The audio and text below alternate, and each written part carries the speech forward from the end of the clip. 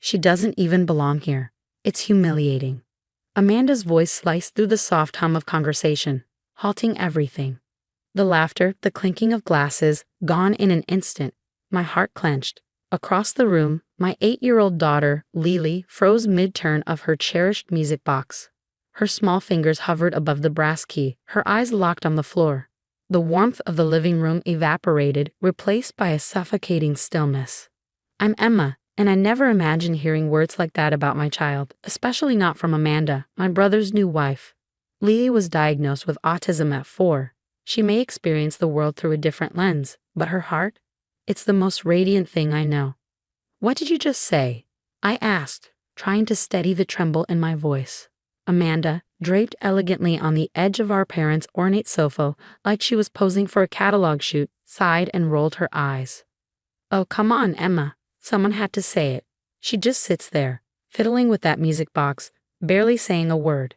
It's a party, not a therapy session. The air turned brittle.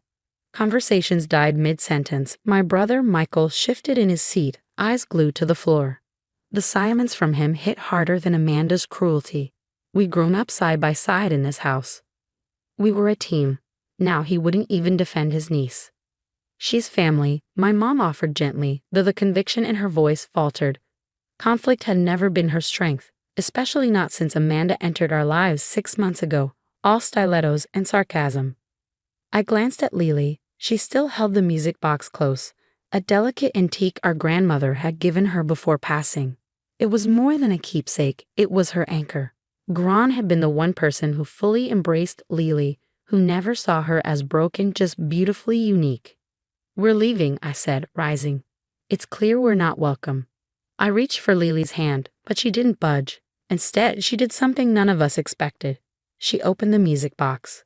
The soft, familiar melody filled the room, Over the Rainbow, Gran's favorite. But then Lily's voice rose gently to meet the notes, singing each line with haunting clarity. Her voice, usually barely above a whisper, carried through the stunned silence, every note tender, perfect. Amanda's smugness cracked. My mom's eyes glistened. Michael looked up at last, his expression stunned, equal parts guilt and awe. When the final note faded, Lily spoke, her voice quiet but certain. Braun taught me. She said music speaks when words can't. She also gave me keys. She reached inside the music box and pulled out a stack of sealed, time-worn letters. Amanda's voice snapped. What is that supposed to be? Letters, Lily said, holding them with care. From Gran, one for each of us. She said to give them out when the time was right. I think this is the time. One by one, Lily handed them out, first to my parents, then Michael, then me. She stopped in front of Amanda and looked up. There isn't one for you, she said plainly. Gran told me family is about who stays, not who marries in. Amanda flushed, caught between anger and disbelief. Michael opened his letter with shaky hands, his eyes scanning the page. Tears slid down his cheeks. She knew, he whispered. Gran knew we'd start to fall apart after she was gone. That some people would try to rewrite what family means. He looked at Amanda with fresh eyes, really looked at her, and said nothing. Across the room, my parents read their letter together, their hands clasped tight, their faces softened by sorrow and something deeper, recognition. I opened mine, the scent of Gran's perfume rising from the paper, her handwriting looping with familiar grace. My dearest Emma, by now things have changed. But family, real family, isn't about appearances or perfection. It's about love, loyalty, and seeing each other fully. Lily doesn't just see the world differently, she sees it more clearly. She sees hearts, not faces, intentions, not appearances. Trust her. I always did. There's one more thing in the music box. Something to remind everyone what really matters. Let her share it when she's ready. With all my love, Gran. I looked up just in time to see Lily reaching back into the music box. Her fingers closed around something hidden beneath the velvet lining, something she kept safe until now. Amanda stood abruptly, her voice brittle. You're letting a child manipulate you. She doesn't even function normally. But nobody responded. No one even looked at her. Every gaze was on Lily, standing tall in the middle of the room, her music box open, her courage unfolding with it. And in that still, sacred moment, we all understood. This was not the end of anything. It was the beginning. Lily pulled out a small, worn leather journal from a hidden compartment in the music box. The room remained silent as she opened it carefully, revealing pages filled with Gron's handwriting and something else. Photographs. Gron kept a diary, Lily said softly, her voice clear and steady. She wrote about everyone, about what she saw. She turned the pages gently, showing candid photos of our family through the years. Happy moments, difficult times, all captured through Gron's observant eyes. Then she stopped at a particular page. This is from 6 months ago, before Gron died. She held up a photo that made Amanda's face turn ghostly white. It showed Amanda at a cafe with another man, their hands intertwined across the table, taken just weeks before she married Michael. That's not what it looks like, Amanda stammered, but Lily wasn't finished. Gron wrote about that day, she continued, her finger tracing the words on the page. She saw you with him 3 more times. She wrote that she was worried about Michael, about what you might do to our family. Michael stood up slowly, his face a mixture of hurt and anger. Amanda? What is this? It's nothing. Amanda snapped, but her voice trembled. That old woman was crazy, following me around with a camera like some stalker. Gron wasn't crazy, Lily said firmly. She was protecting us, like she always did. She turned another page, revealing more photos, more entries. She wrote about how you made fun of me when you thought no one was listening. How you told Michael that keeping me in the family would ruin his image. My heart ached hearing this, but I couldn't take my eyes off my daughter. This little girl, who some people thought couldn't understand the world around her, had been carrying these truths, waiting for the right moment to protect our family. She also wrote about your plan, Lily continued, her voice growing stronger. About how you wanted to convince Michael to sell the family house after Gron died. She heard you on the phone with someone, talking about how much money you could make from the property. My parents gasped.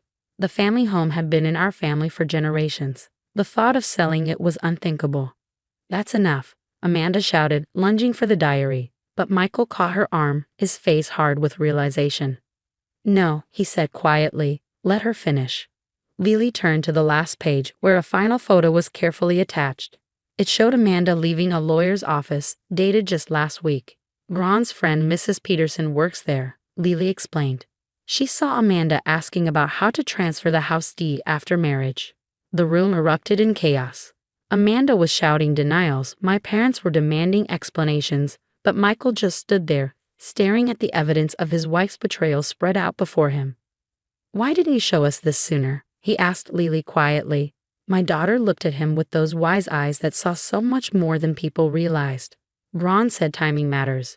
She said sometimes people need to show who they really are before the truth can help. I moved to stand behind Lily, placing my hands protectively on her shoulders. But she didn't need my protection anymore. She had grown stronger than any of us had realized.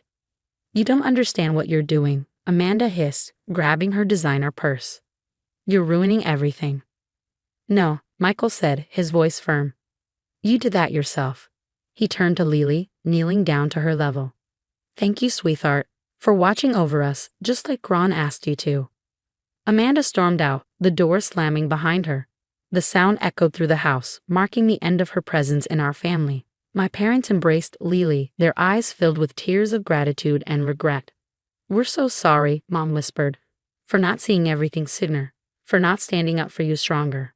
But Lily just smiled, that beautiful, pure smile that lit up her whole face. Gron said family sometimes loses its way, she said, but love always brings them back home.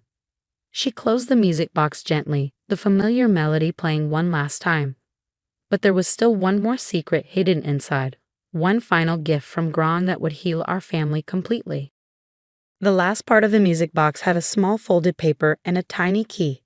Lily carefully unfolded the paper and smoothed it out with her hands. It's Gron's real will, she said quietly. Michael leaned in, confused. But we already read the will months ago. Mom nodded. The lawyer handled it all after Gron passed. That wasn't Gron's real lawyer, Lily explained. Gron wrote that Amanda made her use someone else. But Gron kept the real will safe. She held up the key. This opens her safety deposit box at the old bank downtown. I remembered that bank. Gron had always used it, even when newer ones opened. Now I knew why. She was protecting our family, even after she was gone. The next morning, we all went to the bank. When the box opened, we found another letter from Gran and some legal papers that changed everything. The house, Mom said, her eyes wide. She read from the papers. Gran said it can never be sold. It belongs to a family trust, for Lily.